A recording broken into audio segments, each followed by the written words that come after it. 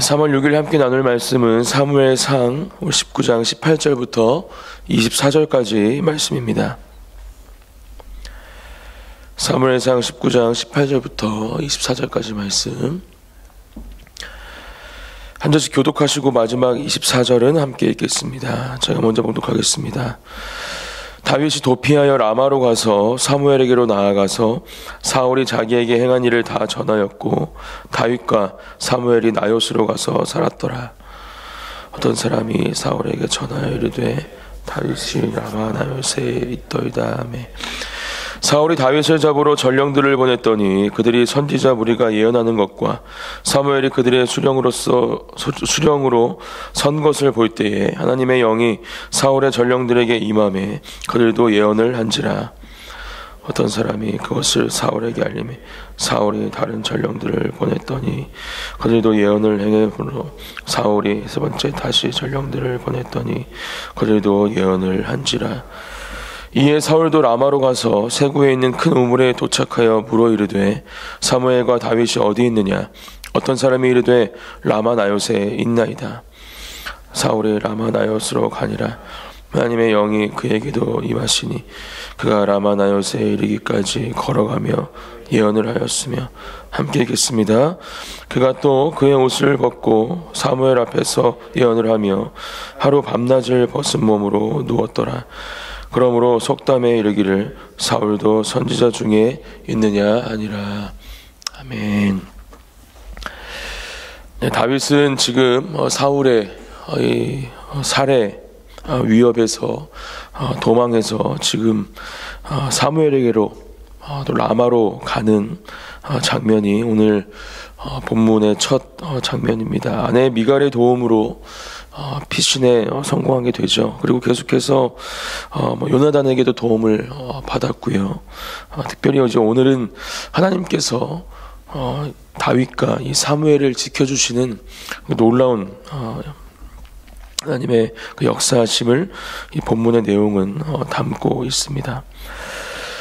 오늘 본문을 통해서 우리는 환난 날에 또 우리가 이 다윗과 같은 어려움과 또 고통 가운데 고난 가운데 있을 때 과연 어디로 우리가 피하여야 하는가, 우리가 어디로 우리의 몸과 영혼을 맡겨야 하는가에 대해서 분명하게 하나님의 말씀으로 가르쳐주고 있고, 그곳은 바로 하나님의 품임을, 또 하나님의 사람이 있는 곳임을, 또 하나님의 사람들이 모인 공동체임을 오늘 말씀을 통해서 우리는 배울 수 있습니다.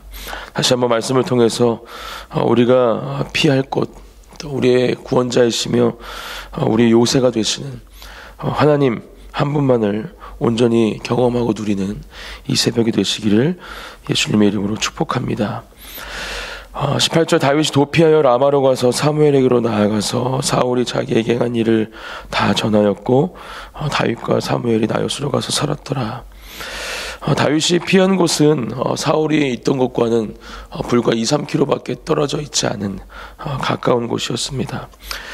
그러한 가까운 곳임에도 불구하고 다윗은 이 사무엘에게로 가죠.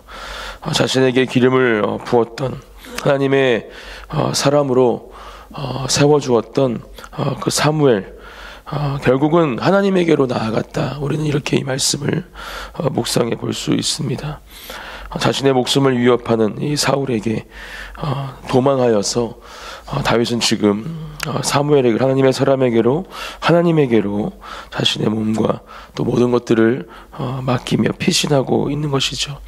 이것은 다윗에게 뿐만이 아니라 사무엘에게도 결단이 필요한 상황이었습니다. 계속해서 중립을 지키고 있던 사무엘, 하지만 이제 자신의 대적이라 부르고 있던 이 다윗을 품는 순간 아마 정치적으로도 이 사무엘 또한 위험에 빠지는 일이었기 때문에 지금 이 다윗을 받고 또 함께 숨어 들어가는 것은 자신의 목숨까지도 위험할 수 있는 상황 가운데에서 사무엘은 이러한 결단을 하고 있는 것이죠. 이러한 결단을 할 수 있는 이유는 무엇입니까? 다윗이 하나님께서 선택한 사람이라는 확실한 믿음, 하나님께서 분명히 말씀하셨기 때문에 또 그것을 믿고 자신이 기름을 부은 사람이었기 때문에 사무엘 또한 하나님을 온전히 의지하고 믿는 마음으로 지금 이러한 결단을 하는 것입니다. 그리고 지금 다윗과 사무엘 이 두 사람은 나요스로 가서 살았다 이렇게 말씀하고 있죠. 19절 어떤 사람이 사울에게 전하여 이르되 다윗이 라마 나요스에 있더이다 하며 결국은 얼마 안 돼서 사울에게 다윗이 어디에 있는지 들려지게 됩니다. 그리고 바로 사울은 다윗을 잡기 위해서 전령들을 보내죠. 그리고 놀라운 일들이 시작이 되어집니다. 우리의 생각 또 우리의 방법을 뛰어넘는 하나님의 일하심, 하나님의 역사하심이 시작된 것이죠.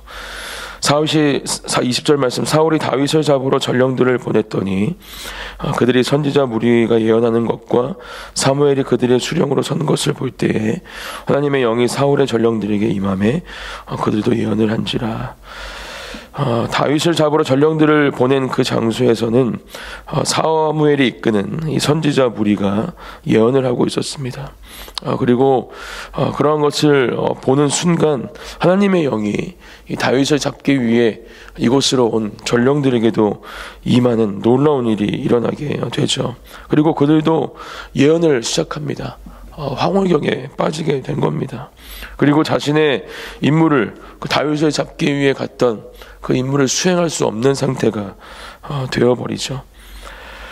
이것을 사울에게 다시 알리죠. 어떤 사람이 그것을 사울에게 알림해 사울이 다른 전령들을 보냈더니 그들도 예언을 했으므로 사울이 세 번째 다시 전령들을 보냈더니 그들도 예언을 한지라. 두 번, 세 번 계속해서 전령들을 보내지만 똑같은 일들이 일어납니다.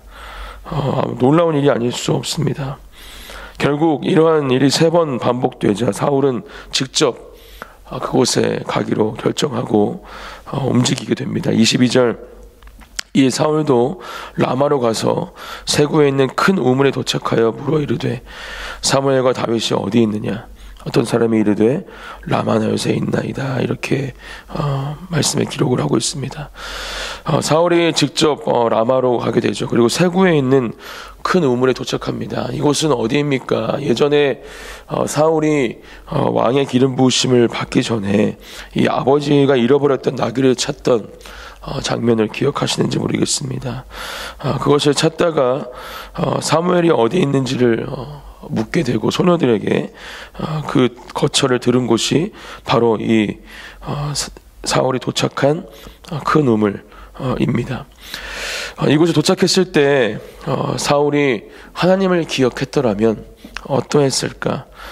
자신이 왕의 기름 부으심을 받기 전 그렇게 하나님과 온전한 관계를 맺고 있던 그때 사람들에게도 인정받고 하나님께도 인정받았던 사람으로 있던 그때를 기억했더라면 어떠했을까?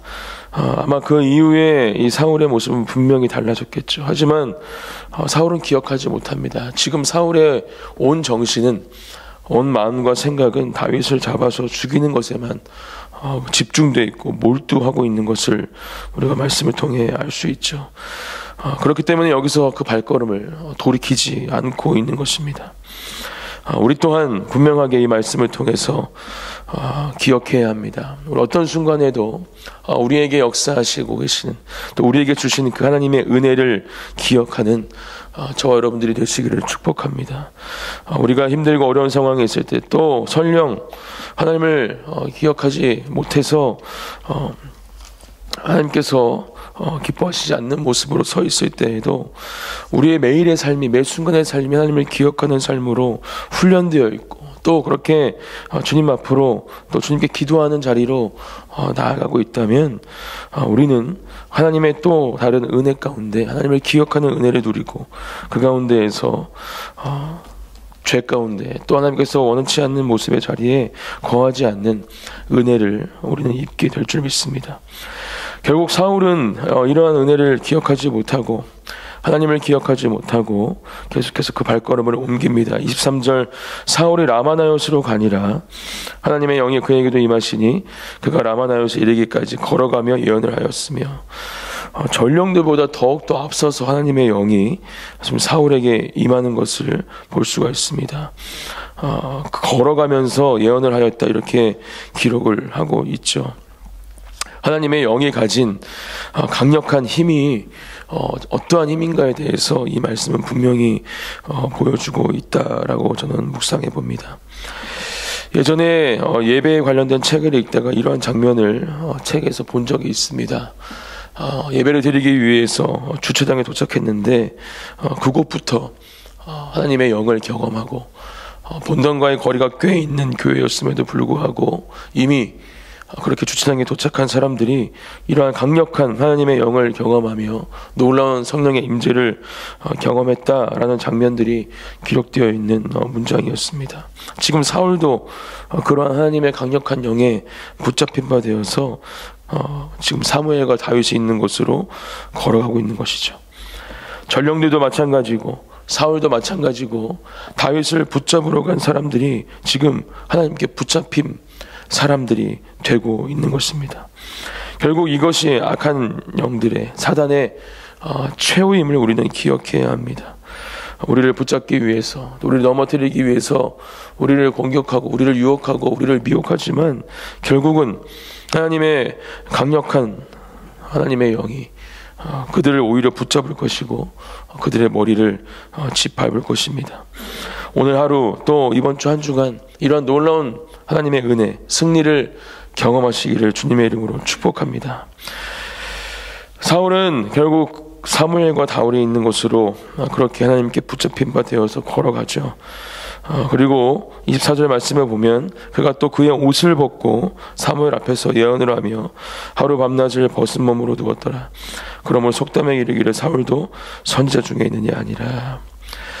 수치스러운 모습으로 지금 이들 앞에 서는 것을 볼 수 있습니다. 그의 옷을 벗고 사무엘 앞에서 예언을 했다. 하루 밤낮을 벗은 몸으로 누웠더라. 이렇게 말씀은 기록을 하고 있죠. 결국 이 사울의 옷은 하나님께서 벗기신 옷입니다. 사울이 계속해서 하나님을 저버리고 또 하나님께서 기뻐하시지 않는 또 원치 않는 모습으로 결국은 그 왕권을 내리시겠다 사무엘을 통해 듣게 되고 다윗을 제2대 왕으로 세우시죠. 그렇게 지금 하나님께서 이 벗기신 옷, 하나님의 왕권이 하나님께서 허락하신 왕권이 지금 사울에게서 떠났음을 다시 한번 이것을 통해서 우리에게 말씀해 주고 있는 것입니다. 이것이 바로 하나님의 주권이라는 것을, 하나님의 마음이라는 것을, 하나님의 계획하심이라는 것을 이 말씀을 통해서 분명하게 우리에게 가르쳐 주고 있는 것이죠. 어제 말씀을 통해서도 우리에게 말씀해 주셨지만 우리는 계속해서 우리의 삶을 점검해야 합니다.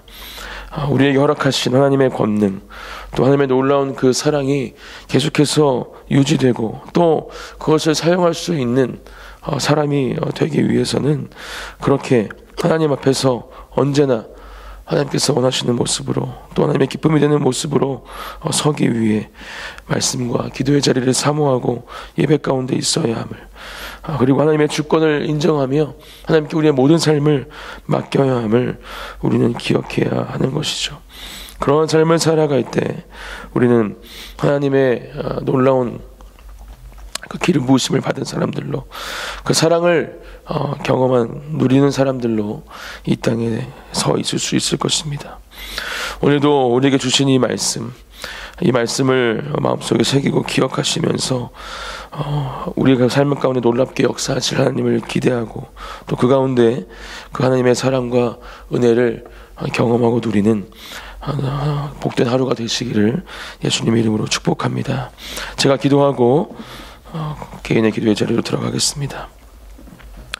하나님 감사합니다. 오늘도 우리에게 주신 말씀 하나님 감사함으로 우리가 마음속에 새기고 기억하겠습니다. 하나님, 오늘 사울을 피해 사무엘에게로 갔던 다윗, 그 다윗을 지켜주시고 보호하신 그 놀라운 하나님의 역사하심을 우리가 보았습니다. 세상의 방법, 세상의 기준, 또 우리의 생각과 모든 사람의 마음들을 뛰어넘어서 일하시는 하나님, 오늘도 우리의 삶 가운데 동일한 놀라운 은혜와 역사하심을 허락해 주시고 하나님 주님께서 허락하시는 그 승리에 또 놀라운 은혜를 경험하고 누리는 복된 하루가 될 수 있도록, 이번 한 주가 될 수 있도록 하나님께서 사랑하는 모든 카네질교회 성도님들과 예배하는 모든 예배자들의 삶 가운데 역사하여 주시옵소서. 그렇게 일하실 주님을 찬양합니다. 감사드리며 예수님의 이름으로 기도드립니다. 아멘.